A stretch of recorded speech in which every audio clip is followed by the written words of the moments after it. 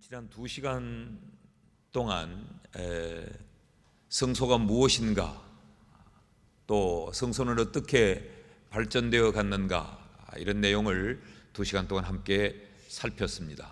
성소는 하나님이 친히 하나님이 거할 것으로 하나님이 명령하셔서 탄생되고 지어진 것이 바로 성소이다라는 말씀을 드렸지요. 출애굽기에서 하나님이 명령하신 이 성소는 사실상 에덴 동산에서부터 그 출발을 우리가 찾을 수 있다라고 말씀을 드렸습니다. 에덴 동산이 바로 하나님이 계시는 곳이요, 하나님이 하나님의 백성들과 함께 교제하는 그 현장이 바로 에덴 동산이었는데, 인간의 범죄로 말미암아 그 에덴 동산에서 인간은 추방되고 그로 인하여서 그 성소는 상실되고 말았습니다. 그래서 하나님과 더불어 함께 거하며 함께 교제하던 것이 분리가 되어지고, 하나님과 인간이 분리가 되어지고, 거룩함과 속됨이 분리가 되어지고, 영원한 생명과 죽음이 나누어지고, 그래서 이런 장소적이고 또 시각적이고 구성적인 이런 분리가 일어났다. 그래서 인간은 에덴 동산에서 쫓겨난 이후로 인간은 그 성소를 그리워하면서 이들은 제단을 쌓고 그 하나님께 제단의 제사를 드리면서 에덴에서의 그 하나님과의 교제를 다시 회복하기를 소망했습니다. 그렇게 지나던 백성들에게 하나님은 출애굽기에 와서 이제 창세기를 다 지나서 이스라엘 백성들이 애굽에서 출애굽하여 하나님의 나라 백성들로 구성이 되고 나니까 하나님이 그들에게 하나님 나라의 질서, 하나님 나라의 기준, 하나님 나라의 원칙인 계명을 그들에게 주시고 그들과 더불어 언약을 맺으신 후에, 그것이 출애굽기 19장 20장으로부터 쭉 나타나는 이야기죠. 그런 후에 25장에 이르러서 내가 너희에게 명하는데 내가 너희 가운데 거할 처소를 지어라 라고 하시면서 성소를 명령하셨습니다. 그런 의미에서 보면 성소는 하나님이 인간에게 주실 수 있는 최고의 선물이었어요. 돈보다도 더 귀하고 집보다도 더 귀하고 우리가 가질 명예보다 더 귀한 하나님의 거처를 우리 가운데 하나님이 거하시기 위해 우리에게 성소를 짓도록 명령하신 것, 이건 하나님의 은혜요 복이라라는 말씀을 드렸습니다. 이것이 우리에게 준 하나님의 선물일 뿐만 아니라 우리에게는 엄청난 축복인 것이죠. 유한한 인간이 절대적 존재인 하나님과 더불어 교제하고 사귀는 것, 이 성소가 인간에게 주어졌다는 것은 그 성소를 통하여서 사람이 누릴 수 있는 가장 지고한 복과 은혜를 누릴 수 있게 되었다. 그래서 성소는 하나님이 주신 선물이요 동시에 축복의 현장이다. 그래서 우리는 끊임없이 하나님의 성소로 들어가는 것, 이것이 우리에게 은혜고 복이다. 이런 내용의 말씀들을 드렸습니다. 그리고 이 성소에서 이제 이 성소를 우리가 성막, 회막, 또 장막 여러 이름들로 바꿀 수 있다 그랬죠. 이것에서 이제 성막은 발전하게 되고, 성전에서 오늘날 우리가 말하는 교회로 발전이 되게 되면서 장차 천성에서의 이 성전으로까지 이 성소는 발전되어질 것입니다. 자, 이제 이스라엘 백성들이 광야를 지나 이 성막의 생활을 해 나가다가 이 가나안 땅으로 들어가게 됩니다. 광야에서 그 배회하던 삶을 마감하고 이들이 하나님의 약속의 땅 가나안으로 들어가게 됩니다. 가나안으로 들어가서 이들이 이제 지파별로 땅을 다 분배하게 됩니다. 그것이 여호수아서 13장에서 19장에 나오는 이야기죠. 그 앞부분은 가나안을 들어가는 이 정복에 관한 내용이 쭉 기록이 되어져 있고, 가나안을 정복한 후에 그들은 이제 다 땅을 분배합니다. 땅을 분배하고 나니까 이들에게 한 가지 문제가 발생을 합니다. 그것이 성소를 어디에 위치하게 할 것인가 라는 것입니다. 이 약속의 땅 가나안을 하나님으로부터 부여받아 이들이 이 정복하여 들어왔는데 성소를 어디에 위치할 것인가.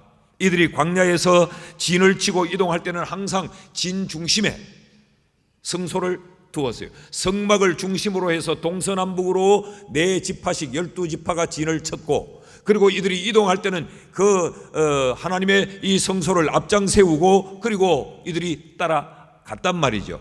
그런데 이것은 하나님이 명령하심으로 이루어진 일이에요. 그들의 기분 따라 우리 좋은 대로 하는 것이 아니고 하나님이 그들에게 명령을 해 주었기 때문에 그랬는데, 가나안 땅에 들어와서 이들이 정착을 하게 됩니다. 그러니 자, 이런 상황에서는 성소를 어디에 두어야 하느냐라는 문제가 생기지요. 이것에 대한 언급이 성경에 없었습니다. 그러니까 여호수아가 그 당시 이스라엘 민족들을 이끌고 가나안 땅에 들어왔어요. 이 이스라엘 민족을 인솔하여 들어온 여호수아만큼은 성소가 얼마나 귀하고 성소가 얼마나 복되고 성소가 얼마나 중요한가를 알았던 사람이죠. 그래서 그는 이 성소를 실로 성읍에 모시게 됩니다. 이것이 여호수아서 18장 1절 말씀에 기록되어져 있는데, 이스라엘 자손의 온 회중이 실로에 모여서 거기에 회막을 세웠더니 그 땅은 그들 앞에서 돌아와 정복되었더라. 이 실로, 이것이 이 실제적으로 이스라엘 백성들이 머무는 그 땅의 중심 지역이기도 했어요. 중심 지역이기도 했지만 이 실로는 어느 지파에 속한 땅이냐? 에브라임 지파에 속한 땅입니다. 여호수아가 어느 지파의 사람이냐? 여호수아가 에브라임 지파의 사람이에요. 민수기 13장 8절 말씀을 보면 에브라임 지파에서는 눈의 아들 호세아요. 이 호세아가 바로 여호수아예요. 여러분, 여기서 우리가 뭔가를 빨리 머릿속에 생각할 수 있죠.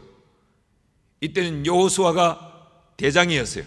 여호수아가 모든 것의 결정권자였어요. 그런 이 여호수아가, 자, 우리가 광야를 행진하여 이 가나안 땅에 들어오기까지는 하나님이 항상 성소를 그들 진 중심에 모시고 성소를 앞장세워 그 성소를 따라가라. 그래서 이들이 이 가나안 땅에까지 들어오게 되었는데, 가나안 땅에 들어와서는 성소를 어디에 위치해야 될지 하나님의 언급이 없었어요. 그러니까 여호수아가 기득권을 주장하면서 우리 에브라임 지파, 내가 있는 이곳에 실로 성읍에 성소를 짓자. 그래서 거기 회막을 건설합니다.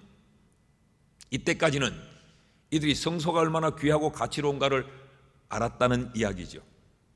그러다가 이 민족의 지도자, 성소가 얼마나 귀중하고 그것이 축복의 현장인가를 알았던 이 지도자 모세와, 그리고 그 지도자 모세와 여호수아와 함께 있었던 그 당대의 사람들이 세상을 떠나고 세대가 바뀌자 이스라엘 민족의 비극의 역사가 시작이 됩니다.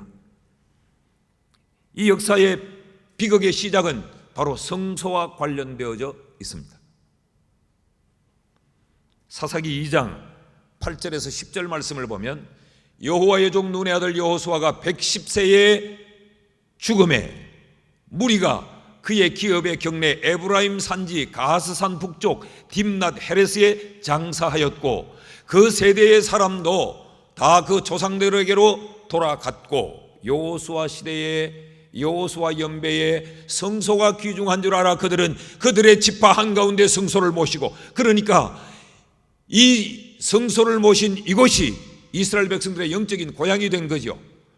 이 레위 지파 사람들은 따로 기업을 받지 않아 여러 지파에 흩어져 살았지만 성소가 있는 이곳으로 이 레위 지파의 사람들은 모여들었고 그 왕래가 빈번했어요. 여기서 여호와의 절기가 지켜졌고 엄청난 은혜와 복을 이들이 누렸는데, 그 시대의 사람들이 다 떠나고 나자 다시 8절에 10절을 띄워주면, 그 후에 일어난 다른 세대는 여호와를 알지 못하며, 여기 여호와를 알지 못한다는 것은 이들이 하나님을 몰랐다는 이야기가 아니에요. 이들은 하나님을 지식적으로 모를 수 없는 민족입니다.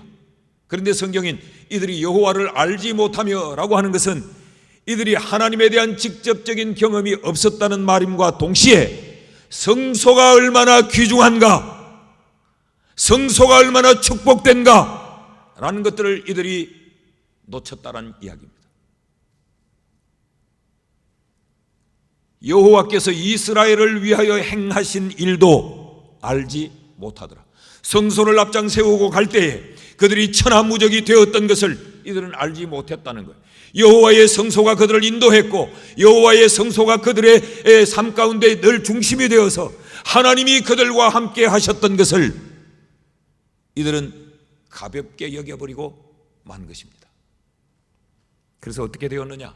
이어지는 말씀을 계속 보면 11절에서 15절 말씀을 보면 이스라엘 자손이 여호와의 목전에 악을 행하여 바알들을 섬기며 애굽 땅에서 그들을 인도하여 내신 그들의 조상들의 하나님 여호와를 버리고 다른 신들 곧 그들의 주위에 있는 백성들의 신들을 따라 그들에게 절하며 여호와를 진노하게 하였으되 곧 그들이 여호와를 버리고 바알과 여러 잡다한 것들을 섬기면서 이 백성이 무너졌다라고 기록하고 있어요. 여러분, 이 역사적인 가르침에서 우리가 마음에 결단하고 깨달아야 될 것들이 많습니다. 우리의 마음에, 우리의 가정에, 우리의 중심에 성소를 소홀히 여겨버리면 하나님과 멀어지게 됩니다. 다 쉬운 말로 그냥 바꾸면 교회가 우리의 삶의 중심이 되어져 있지 않을 때, 우리의 자식들이 교회의 소중함을 인식하지 못할 때, 그들이 교회와 멀어질 때 우리의 자식들은 무너집니다. 무슨 고시를 치고 어디에 합격해서 어떤 좋은 직장을 가지고 연봉이 얼마고, 이것이 곧 범죄함으로 연결되어지고 타락함으로 이어져 버리고 만다는 것이. 어느 정도로 이들이 성소를 무시하고 가볍게 여겼는가? 그 대표적인 한 사건으로 엘리 제사장의 가문을 언급합니다. 동시대의 이야기인 이 사무엘상 2장 12절에서 17절 말씀을 보면 엘리의 아들들은, 엘리는 제사장이에요. 요즘으로 이해가 쉽도록 목사라고 합시다. 엘리의 아들들은 그럼 누구냐? 아들들도 제사장이었어요. 이런 집안이 도저히 성소와 멀어질래야 멀어질 수 없고 성소를 가볍게 여길래야 가볍게 여길 수 없는 이 성소를 직업으로 가지고 있던 이들이 행실이 나빠졌는데 어떻게 되었느냐? 여호와를 알지 못하더라.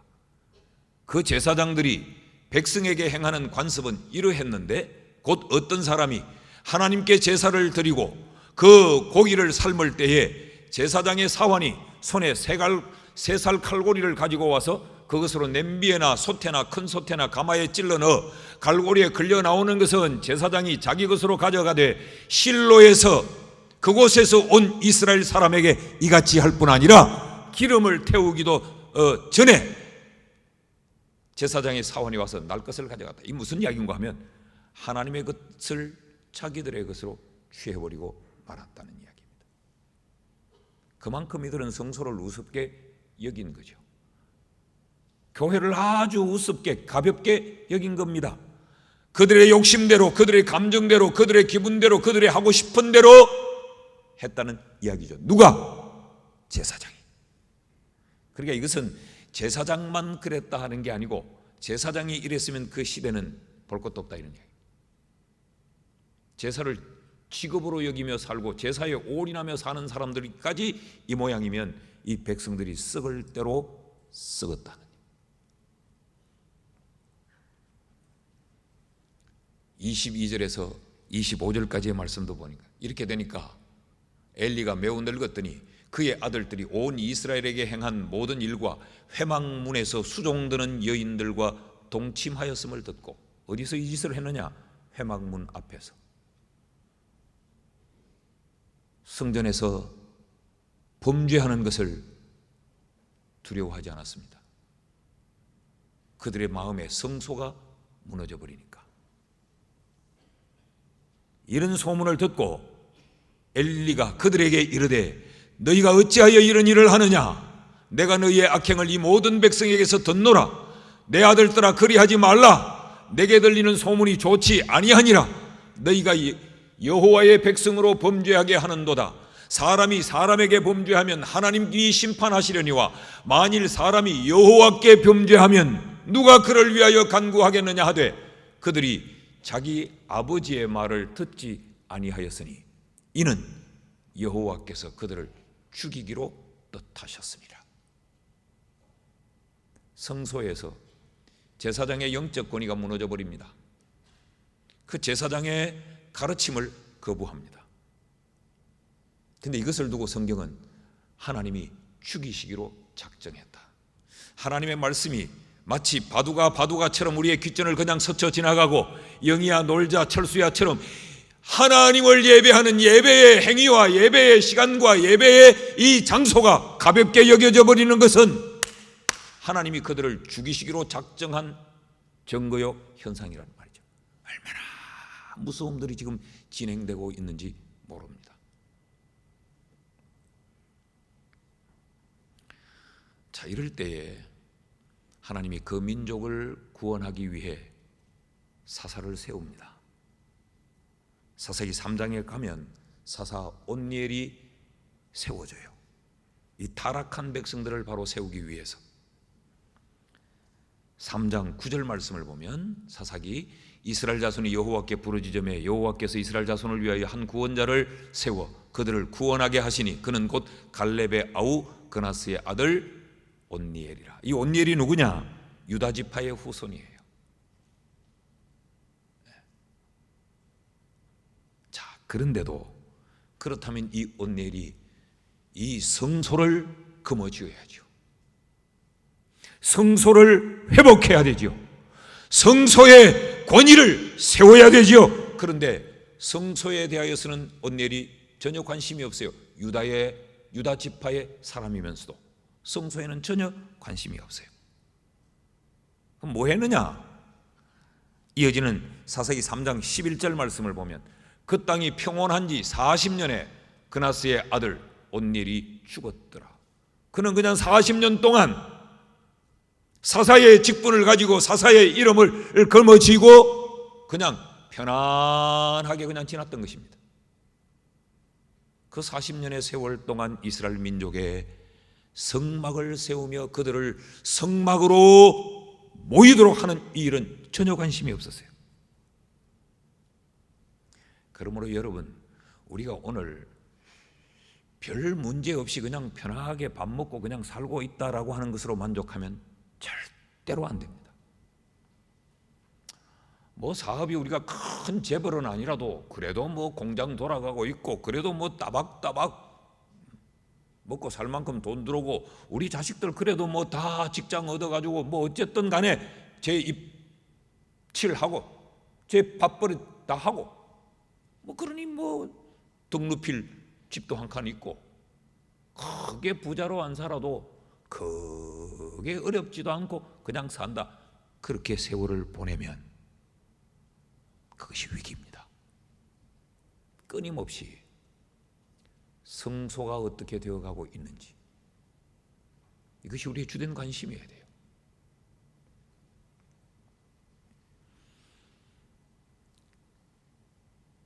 그래서 어떤 결과가 생겼느냐? 40년 동안 굉장히 평안하고 별일 없이 잘 지나고 있었던 것 같지만 사사기서 17장 5절 이하에 보면 그 사람 미가에게 신당이 있으므로 그가 에봇과 드라빔을 만들고 한 아들을 세워 그의 제사장으로 삼았더라. 백성들이 패역할 대로 패역해졌어요. 각자 저마다 신당을 차리고 각자 저마다 제사장을 세우고 각자 저마다 가정제단을 쌓겠다고. 이게 우리의 편리를 위해 좋고 꼭 우리가 그렇게 성전에 갈 이유가 있고 제사장들의 가르침을 받아야 될 이유가 어디냐? 우리가 제사장 하면 되고 우리가 성소하면 되지. 이렇게 패역하고 무너졌어요. 오늘날에도 보면 조금 기도 생활 한다는 사람들이, 조금 어떤 은사를 체험한 사람들이 교회를 우습게 여기면서 자기 집에 가정재단을 만듭니다. 그리고 자기가 예언하고 자기가 말씀 보고 내 신앙생활 내가 하면 되지, 난 하나님과 직통하면 돼. 이게 구약 시대에 하나님이 무너진 이스라엘 백성들을 통하여 우리에게 보여주는 모습과 다를 바가 없습니다. 그래서 그곳에서 조금 어떤 은사 체험했다면 자기가 안수해주고 자기가 예언하고 자기가 뭐 상담하고 뭐 자기가 치유하고 이러면서 스스로 제사장이 되어 에봇을 만들어 입고 앉는 거죠. 신약의 시대가 만인 제사장설을 우리가 믿지만 그렇다고 해서 만인이 목사는 아니라는 이야기입니다. 이게 우리가 혼돈하면 안 돼요. 결국에 이러다가 어떤 결과를 초래하느냐, 이들이 결국 성소를 이방인에게 빼앗기고 맙니다. 사무엘상 4장 10절에서 11절 말씀을 보면 블레셋 사람들이 쳤더니 이스라엘이 패하여 각기 장막으로 도망하였고 살육이 심히 커서 이스라엘 보병에 엎드러진 자가 3만 명이었으며 전쟁을 하다가 대패합니다. 그리고 하나님의 괴는 빼앗겼고 엘리의 두 아들 홈니와 비느하스는 죽임을 당하였더라.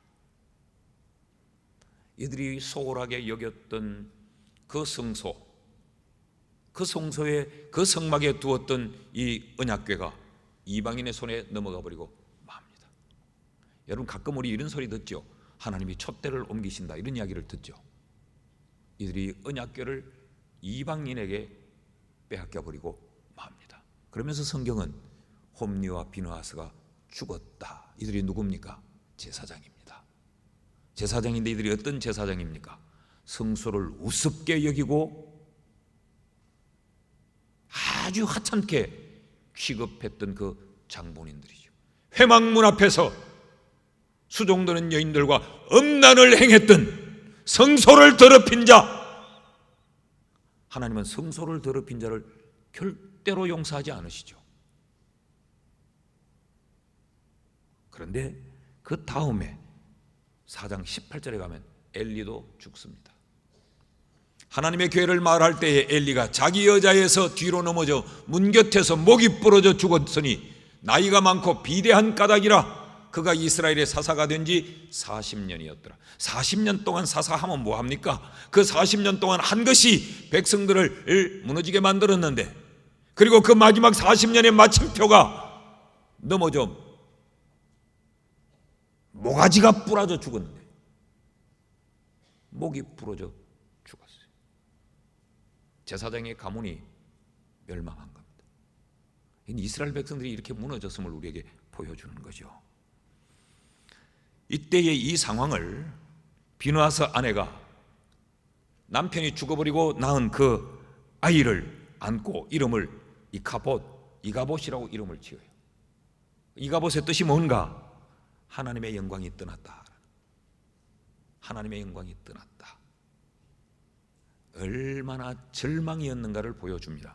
여기 하나님의 영광이라는 말은 카보드라는 말인데, 그러니까 이 카봇이라는 말은 하나님의 영광이 떠나는 거예요. 그리고 영광이라는 이 카봇이라는 이 말의 의미는 뭐냐? 무겁게 여기다, 그런 이야기예요.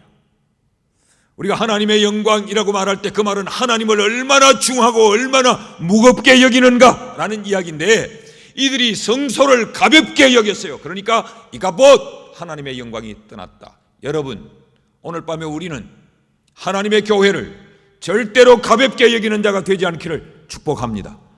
우리의 인생에서 돈보다도 더 귀하게, 우리의 생명보다 더 귀하게, 더 중하게 여겨야 할 것이 바로 성소요. 하나님의 영광이 떠났다라는 말은 이들이 하나님의 성소를 가볍게 여겼다라는 의미이기도 합니다. 그래서 결국 어떻게 되느냐? 빼앗긴 이 하나님의 법궤, 이 성소가 아비나답의 집에서 20년 동안 방치됩니다.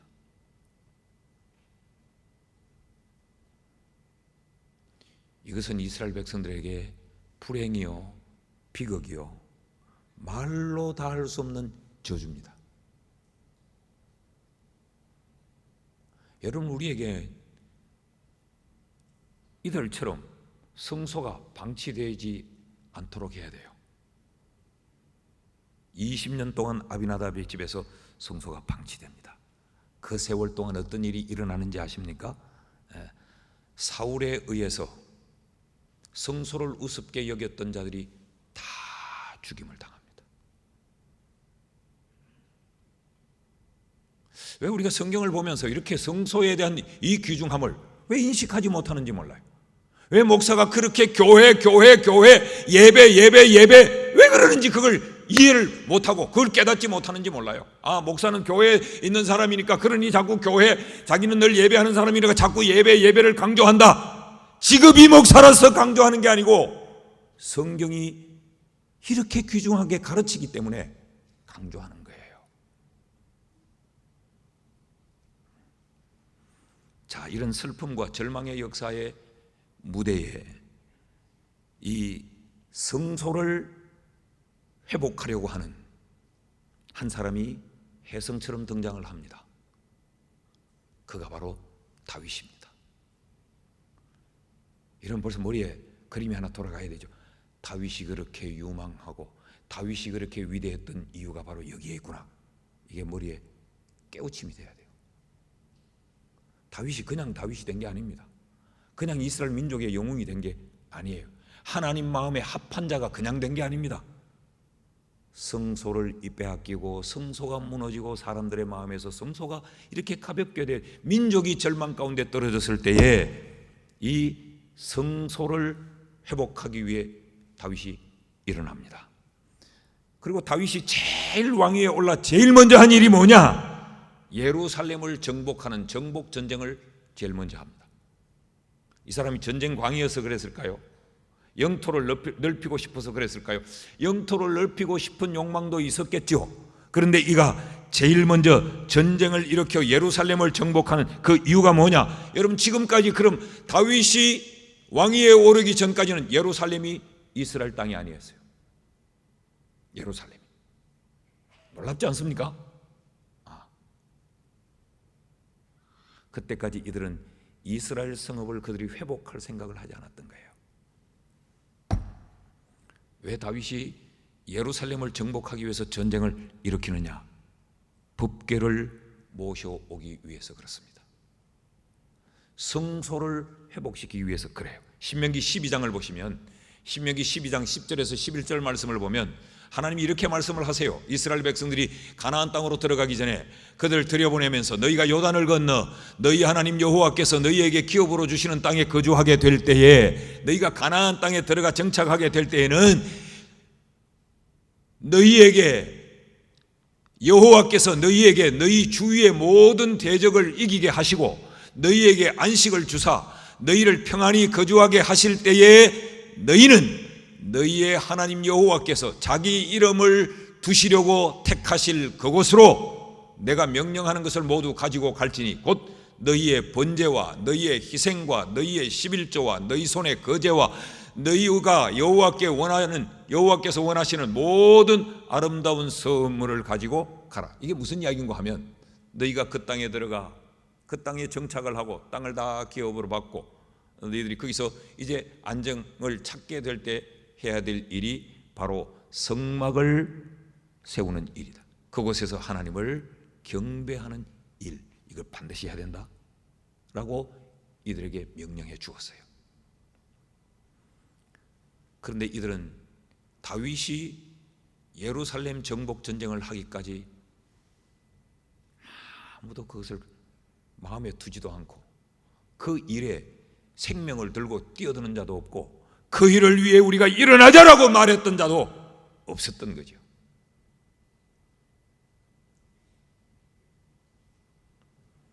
그래서 다윗은 전쟁을 일으키고 예루살렘을 정복한 후에 전쟁에서 이기고 가장 먼저 한 일이 뭐냐?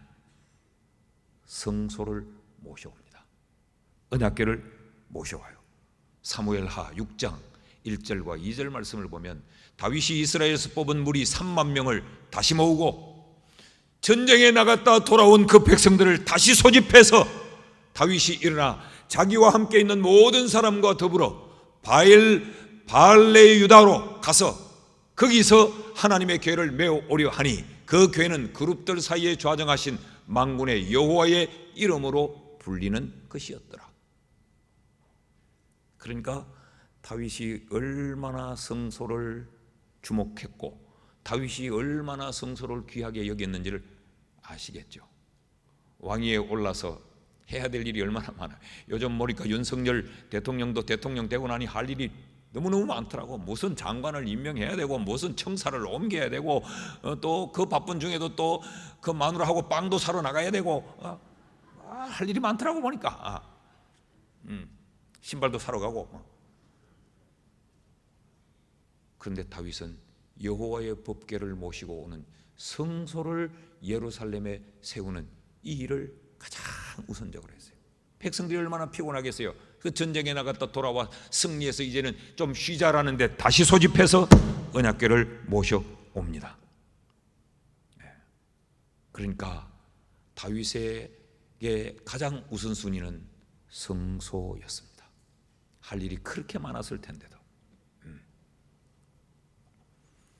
그리고 그 성소를 모셔올 때 다윗의 모습을 성경이 참 인상적으로 기록해뒀어요. 사무엘하 6장 14절에서 15절. 제가 오늘 미리 말씀드리는데 지금 7시 52분인데 오늘은 한 8시 10분까지 예배를 할 거예요. 그러니까 마음을 조금 여유를 가지시고, 제가 지금 바쁘게 이야기하고 있잖아요. 사무엘하 6장 14절 15절을 같이 읽어봅시다. 시작. 다윗이 여호와 앞에서 힘을 다하여 춤을 추는데 그때에 다윗이 배 에봇을 입었더라. 다윗과 온 이스라엘 족속이 절거이 환호하며 나팔을 불고 여호와의 궤를 메어 오더라. 이제 여호와의 궤를 예루살렘으로 모셔옵니다. 그런데 다윗이 그 예루살렘 성으로 들어오는 여호와의 궤를 마주하고 그 궤 앞에서 있는 힘을 다하여 춤을 추며 하나님을 찬양했다. 나도 우리 교회가 예배할 때 하나님 앞에서 우리가 예배하는 거 아니에요. 우리의 찬양이 있는 힘을 다하는 찬양이 됐으면 좋겠어요. 아멘도 힘을 다해서 했으면 좋겠어요. 꼭 하락해서 하는 것 말고 자발적으로 했으면 좋겠어요. 왕이 그랬다는 말이에요. 왕이. 자, 이 다윗이 이렇게 춤을 추는 모습을 본 또 한 사람이 있었는데 사무엘하 6장 16절을 보면 여호와의 궤가 다윗성으로 들어올 때 사울의 딸 미갈이 창으로 내다보다가 다윗 왕이 여호와 앞에서 뛰놀며 춤추는 것을 보고 심중에 그를 업신여기니라 이랬던 거죠. 다윗이 여호와의 궤가 예루살렘 성으로 들어온 걸 보며 가슴이 벅차서 그 앞에서 뛰어놀았어요. 그런데 그때 배 에봇을 입었더라. 그는 아무렇게나 뛰어가지 않았어요. 거룩한 옷을 챙겨 입고 지금 여호와의 궤 앞에서 기뻐서 어쩔 줄 몰라. 근데 그걸 창문으로 내다본 이 다윗의 아내가 그걸 마음에 업신여기였어요. 우리처럼 하면 이런 거죠. 참 채통머리 없이 좀 점잖하게 하지 졸삭거리고 무슨 아들도 아니고 이랬다는 거죠. 20절 말씀을 보십시오. 다윗이 자기에게 가족에 축복하러 돌아오매 사울의 딸 미갈이 나와 다윗을 맞으며 이르되 이스라엘 왕이 오늘 어떻게 영화로우신지 방탕한 자가 염치 없이 자기의 몸을 드러내는 것처럼 오늘 그의 신복의 계집종의 눈앞에서 몸을 드러내셨도다 하니. 그러니까 배 에봇을 입고 얼마나 가슴이 벅찼겠어요. 여호와의 궤가 예루살렘 성으로 들어오니까 그래 춤을 팍 추는데 바지춤이 쑥 내려갔어요. 바지가 내려간 줄도 모르고 좁아가지고 막 이러니까 참 부정하다. 저건 없는 사람들이나 저 짓을 하지 어떻게 왕이 되어서 저 짓을 하냐. 당신 왜 그랬어요? 라는 이야기를 합니다. 그럴 때 다윗이 유명한 말을 합니다. 23절 말씀을 같이 읽어보죠. 시작. 그러므로 사울의 딸 미갈이 죽는 날까지 그에게 자식이 없느니라. 사실 이걸 읽기 전에 다른 말씀을 먼저 읽어야 돼요. 21절과 22절을 먼저 읽어야 돼요. 같이 읽어봅시다. 시작. 다윗이 미갈에게 이르되 이는 여호와 앞에서 한 것이라. 그가 네 아버지와 그의 온 집을 버리시고 나를 택하사 나를 여호와의 백성 이스라엘의 주권자로 삼으셨으니 내가 여호와 앞에서 뛰놀리라. 내가 이보다 더 낮아져서 스스로 천하게 보일지라도 네가 말한 바 계집종에게는 내가 높임을 받으리라 한지라. 그러니까 이런 겁니다. 내가 하나님 앞에서 뛰놀았는데 거기 무슨 체면이 있고 내가 하나님 앞에서 뛰놀았는데 내가 거기서 무슨 점잔을 뺄 일이 있느냐? 내가 하나님의 어떤 은혜를 입었느냐? 너희 아버지 사울을 하나님이 버리고 다윗 나를 하나님이 왕으로 삼았는데 이 은혜가 얼마나 큰데, 이런 이야기죠.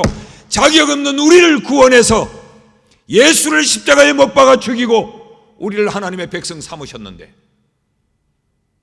우리가 어찌 잠잠할 수 있느냐는 거죠. 여호와 궤 앞에서. 그래서 나는 여호와 앞에서 뛰는 거야. 네가 나를 비웃을 처지가 못 돼. 이런 다윗을 하나님은 기뻐 받으셨는가 하면 다윗을 비웃고 점잔 빼고 손가락질하고 판단했던 미갈은 아까 우리가 가볍게 읽다가 말았죠. 23절 말씀을 보면 사울의 딸 미갈이 죽는 날까지 그에게 자식이 없었더라. 이건 자연적으로 자녀를 생산하지 못했다는 이야기가 하고 하나님이 그의 태의 문을 닫아버렸다는 이야기죠. 그러니까 하나님이 얼마나 성소를 두고 하나님이 복도 저주도 행하신다는 걸 우리 눈에 보이게 하는 거예요. 여러분, 성소가 얼마나 귀하다는 것 다시 한번 인식하고 성소로 들어가는 우리가 될 수 있기를 축복합니다. 자, 이제 시간은 이점에서 마쳤으면 딱 좋겠는데 여기서 눈여겨봐야 될 점이 하나 있습니다. 사무엘하 6장 11절입니다. 여호와의 궤가 가드 사람 오벳 에돔의 집에 석 달을 있었는데 여호와께서 오벳 에돔과 그의 온 집에 복을 주시니라. 이 말씀 좀 띄워놓으시죠. 요 앞에 무엇이 지금 생략되어 있는가 하면 여호와의 법궤를 모셔오다가 이들이 하나님이 가르치고 하나님이 당부한 대로 하지 않고 저희들의 편의로 그냥 수레에다 싣고 끌고 왔어요. 그러니까 이 수레를 끌고 오던 놈이 펄쩍 뛰어가지고 궤가 널뛰고 뭐 이런 일 때문에 그걸 붙들고 이런 중에 사람이 죽어나가고 이런 일을 보고 다윗이 너무너무 놀라가지고 잠깐만 우리 좀 정신 차리고 생각해야 되겠다. 그래서 이 궤가 예루살렘으로 오다가 이것이 오벳 에돔이라는 사람 집에 들어가게 된 거예요. 잠깐 석 달 동안 그곳에 머무르게 된 거예요. 그런데 이 오벳 에돔이 누구냐? 가드 사람 오벳 에돔이었어요. 이스라엘 백성이 아닙니다. 이방인이에요. 그런데 여호와께서 오벳 에돔과 그의 온 집에 복을 주시니라. 이들은 원한 것도 아닌데 어쩌다 보니까 자기 집에 창고에 이게 보관되게 됐는데 이로 인하여서 하나님의 복을 누리게 된 거예요. 여러분, 예수님의 십자가를 부지중에 진 사람이 누구예요? 그는 예수님의 십자가를 대신 지려고 마음먹었던 자가 아니요, 십자가를 지는 그 주님을 곁에 따라다니며 가다가 너 잠깐 이리 와, 이 예수가 자꾸 넘어지고 하니까 너 좀 십자가를 매. 그렇게 십자가를 맨 그의 이름이 오늘까지도 역사의 무대에 기억되고 있잖아요. 십자가는 억지로 져도 복이 되는 겁니다. 여호와의 이 성소를 그 집에 석 달 동안 뒀는데 하나님이 그 이방인의 집도 복을 베풀었다. 그러니까 여러분, 성소를 정말 귀하게 여기고 성소로 들어가는 자는 하나님의 이런 복을 받습니다. 근데 지금까지 이제 한 것이 서론이에요. 이제부터 본론입니다. 자, 이런 다윗, 성소를 이렇게 귀하게 여겨 성소를 모셔왔던 이 다윗이 어떤 복을 받느냐? 이게 이제 본론해야 되는데 큰일 났네. 시간 8시인데 10분 만에 할 수 있을지 모르겠어요. 자, 보십시오. 이 왜 그럼 다윗은 이렇게 성소를 갈망하고 이랬을까? 다윗은 알았어요. 성소의 복을 알았어요. 그렇기 때문에 그는 성소에 목을 매는 겁니다. 그래서 그는 성전을 지으려고 하죠. 자, 그래서 법궤를 모셔오고 이 다윗이 이제는 이 성소를, 언약궤를 영원히 빼앗기지 않겠다. 그러니까 성전을 짓고 성전의 언약궤를 모시고 영원토록 하나님과 이렇게 살아야 되겠다. 그래서 성전을 짓기를 소망합니다. 사무엘하 7장 1절과 2절을 보십시오. 여호와께서 주위의 모든 원수를 무찌르사 왕으로 궁에 평안히 살게 하신 때에 이 다윗 왕은 평안히 살게 하시니까 그냥 평안히 살면서 수십 년의 세월을 그냥 보내지 않았어요. 다른 앞에 이 사사들과 선자들처럼 그러지 않았어요. 그는 그럴 때에 왕이 선지자 나단에게 이르되 볼지어다 나는 백향목 궁에 살거늘 하나님의 계는 휘장 가운데 있도다. 그러니까 성막 안에 이래 뒀다는 말이에요. 성막 안에 그 천막 속에 두었는데 자기는 백향목 궁에 사니까 하나님의 성전을 지어야 되겠다 라는 마음을 갖는 거죠. 가지고 내가 평안히 살고, 그래 나는 할 만큼은 했잖아. 언약궤를 모셔오기까지 했잖아. 전쟁의 자리에서 생명 걸고 나가서 이만큼 했잖아. 이만큼만 했으면 됐지 뭘. 거기에 멈추지 않고 하나님의 궤를 영원히 모실 여호와의 전 성전을 건축해야 되겠다. 이게 다윗이었어요. 그러자 하나님이 그에게 이제 복을 주기 시작합니다. 7장 9절을 같이 한번 읽읍시다. 시작. 네가 가는 곳 모든 곳에서 내가 너와 함께 있어 네 모든 원수를 네 앞에서 멸하여 선적 땅에서 위대한 자들의 이름같이 네 이름을 위대하게 만들어 주리라. 다윗아, 지금까지도 내가 너를 성소를 귀하게 여기는 너를 내가 복을 주지 않았니? 그런데 네가 성전을 건축할 이 마음을 가진 것, 이 마음을 가진 것만으로도, 이렇게 성소를 귀중히 여기는 그것만으로도 내가 네 이름과 네 명예를 높일 복을 네게 베풀겠다. 이게 성소와 관계된 복입니다. 하나님이 우리의 이름을 위대하고 영화롭게 만들고 우리의 명예를 하나님이 높여 세워주는 것이 무엇과 연결이 되어져 있느냐? 성소를 귀중히 여기는 것과 연결이 되어져 있어요. 네. 여러분, 교회를 귀중히 여기고 교회에서 드리는 예배를 귀중히 여기면 하나님이 우리를 높이십니다. 계산상으로 한번 따져봐요. 우리가 하나님을 높인 데를 얼마나 높이겠어요? 근데 우리가 하나님의 이름을 높이면 그 하나님도 우리를 높인다는데 누가 덕을 보겠어요? 계산적으로 봐도. 참 11조를 못하는 분들은 인간적으로는 이해가 돼요. 얼마나 쪼달리니까 그 10분의 1을 못 될 거 이해가 되는데, 내가 내 것에 10분의 1을 내면 하나님이 그 10분의 9를 또 주는데 이 계산을 엉뚱하게 잘 못 넣는 것 같아요.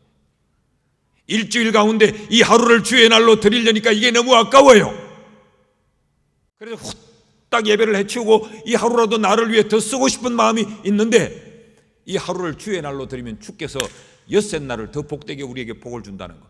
계산적으로 1을 드리고 6을 받습니다. 근데 이 계산을 잘 못 넣는 거죠. 이스라엘은 돈이나 소유나 자신들의 이 가진 것보다 이들은 명예를 더 소중히 여기는 민족이에요. 그런 민족들에게 하나님이 뭐라고 말씀을 하느냐? 가장 먼저 언급하는 것이 네 명예를 높여주겠다. 그러니까 네가 가장 원하고 네가 가장 귀하게 여기는 걸 내가 주겠다는 이야기죠. 오늘 다윗의 이름이 이렇게 높여진 데는 바로 이것 때문에 그랬어요. 여러분, 이스라엘의 그 국기가 이런 별이 걸려져 있어요. 우리 별하고는 좀 다르지만 별이 걸려져 있어요. 그 별이 다윗의 별입니다. 이스라엘 민족의 시조요, 영웅이요. 이들은 다윗을 빼놓고는 이스라엘을 말하지 않습니다. 그렇게 그의 이름을 높이고, 우리나라는 누구 하나 우리가 그렇게 떠받드는 역대 대통령이 하나 없잖아. 이승만 대통령, 뭐 건국의 아버지 그러더니만 또 얼마나 씹어제끼고 끌어내리고 뭐 하더니 또 우리는 대통령 하나마다. 그래서 내가 한번 할까 싶기도 지금 한데. 그런데 이 다윗은 이스라엘 역사의 지금까지 그의 이름이 이 백성들에게 높임을 받고 있잖아요. 성소 때문입니다. 10절도 보십시오. 빨리빨리 하고 10금까지 마칩시다. 내가 또 내 백성에게 백성 이스라엘을 위하여 한 곳을 정하여 그를 심고 그를 거주하게 하고 다시 옮기지 못하게 하며 악한 종류로 전과 같이 그들을 해하지 못하게 하여. 이게 무슨 이야기냐? 어떤 경우에도 안전을 하나님이 보장해 주겠다는 거예요. 다시 해함을 받지 않도록. 14절에서 16절 보십시오. 그런 것을 구체적으로 이렇게 표현을 했어요. 나는 그에게 아버지가 되고 그는 내게 아들이 되리니 그가 만일 죄를 범하면 내가 사람의 매와 인생의 채찍으로 징계하려니와 내가 네 앞에서 물러나게 한 사울에게서 내 은총을 빼앗은 것처럼 그에게서 빼앗지는 아니하리라. 네 집과 네 나라가 네 앞에서 영원히 보존되고 네 왕위가 영원히 경고하리라 하셨다 하니라.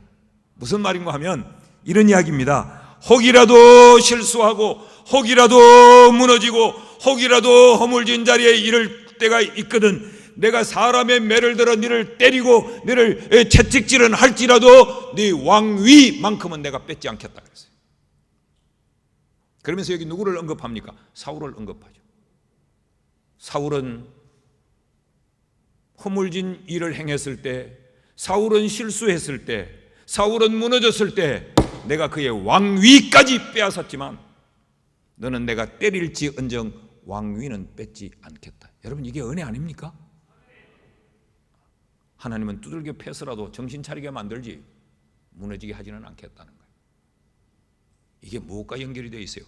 성소 사랑과 연결이 되죠. 우리가 성소를 사랑하고 성소를 귀하게 여기면 우리가 혹시 허물지더라도 혹시 넘어지더라도 하나님이 우리를 때리기는 해요. 채찍질 하기는 해요.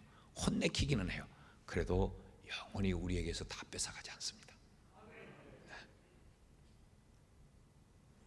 뭐 다윗의 삶에 대해서 더 말하지 않아도 우리가 알잖아요. 그런 엄청난 실수와 허물을 해서도 하나님이 그 왕위를 뺏지는 않았어요. 그러니까 하나님이 얼마나 성소를 사랑하는지 아시겠죠? 사무엘상 15장 22절 23절을 보면 사무엘이 이르되 여호와께서 번제와 다른 제사를 그의 목소리를 청종하는 것을 좋아하심같이 좋아하시겠나이까? 지금 사울에게 하는 이야기예요. 사무엘이 순종이 제사보다 낫고 듣는 것이 수양의 기름보다 나으니 이는 거역하는 것은 점치는 죄와 같고 완고한 것은 사신 우상에게 절하는 죄와 같음이라. 왕이 여호와의 말씀을 버렸으므로 여호와께서도 왕을 버려 왕이 되지 못하게 하셨나이다 하니. 사울에게는 하나님이 왕위를 뺏어버렸어요.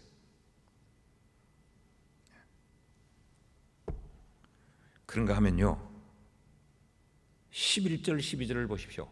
같이 읽어보실까요? 시작. 전에 내가 사사에게 명령하여 내 백성 이스라엘을 다스렸던 때와 같지 아니하게 하고 너를 모든 원수에게서 벗어나 편히 쉬게 하리라.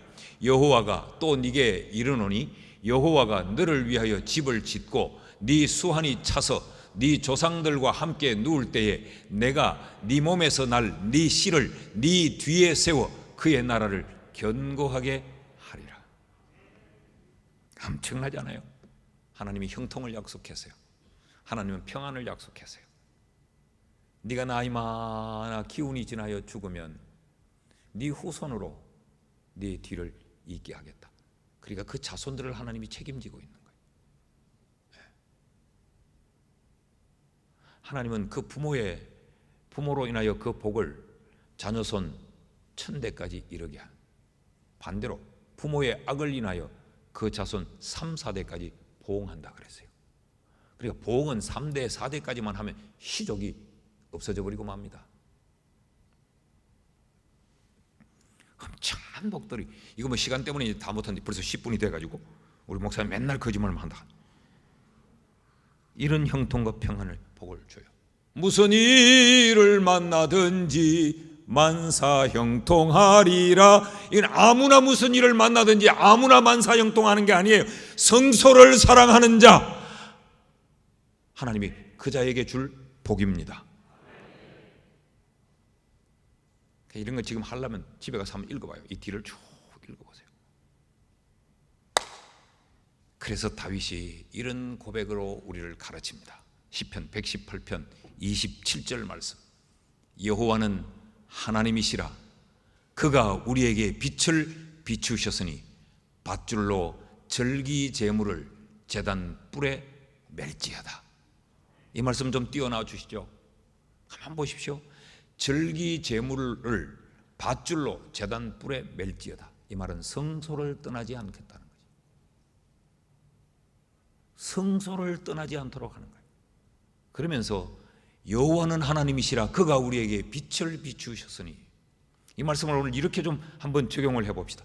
하나님이 성소가 얼마나 귀한가를 우리에게 일러주셨으니, 성소에 들어가는 자가 복되다는 걸 우리에게 가르쳐 주셨으니 밧줄로 절기 제물을 제단불에 얽어매자. 이게 우리의 결단이고 우리의 고백이 되었으면 좋겠어요. 이제까지 몰랐다면, 이제까지 대충 가볍게 여겼다면, 성소가 이렇게 중하다는 사실을 이제 하나님이 우리에게 말씀으로 비추어 주셨으니 내 삶의 중심에 늘 성소가 중심이 될 수 있도록 밧줄로 우리를 성소에 얽어먹는 우리가 될 수 있기를 축복합니다. 사실은 제가 이제 준비한 것은 이제 둘째가 남았어요. 첫째는 다윗이 받은 복이요, 둘째는 성소를 대적하고 성소를 우습게 여겼던 자들이 어떻게 몰락하는가에 대한 결과를 아비아달, 아브넬, 또 아이야, 여로보암 이런 인물들을 쭉 살피려고 했는데 시간도 없고 한마디로 말하면 이들은 인생 조졌습니다. 그게 끝입니다. 성소를 가볍게 여기고 성소를 대적하고 성소를 우습게 여긴 자들, 이들의 인생은 그들만이 아니라 그의 후대까지 조진 인생이 되고 말았어요. 오늘 이 세 번째 시간에 우리가 마음에 깊이 담아야 될 것은 성소가 우리의 인생의 행복과 불행을 결정짓는다. 우리의 남은 인생에 성소를 귀하게 여기며 우리의 인생을 성소의 제단불에 얽어먹는 이런 복된 성도들이 되기를 주의 이름으로 축복합니다.